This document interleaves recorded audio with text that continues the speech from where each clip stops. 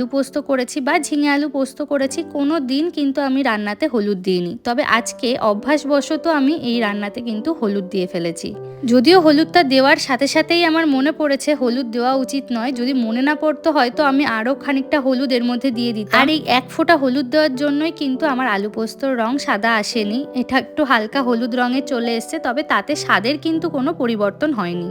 আলুগুলো একটু ভাজা হয়ে এলে এর মধ্যে আমি দিয়ে নিয়েছি আগে থেকে কুচিয়ে রাখা পেঁয়াজগুলো। এখানে পেঁয়াজটা আলুর পরে দিলেই ভালো হয়, তার কারণ আলু দেওয়ার আগে যদি পেঁয়াজ আমি দিয়ে নিই তাহলে কিন্তু পেঁয়াজগুলো বেশি পুড়ে যাবে। আর এদিকে একটু আলু ভাজা করছি ডালের সাথে খাওয়ার জন্য। এই আলু ভাজার ওপরেও কিন্তু আমি একটু পোস্ত ছড়িয়ে নেব। এই পোস্ত ছড়িয়ে আলু ভাজা করলে কিন্তু এর স্বাদ আসে দুর্দান্ত।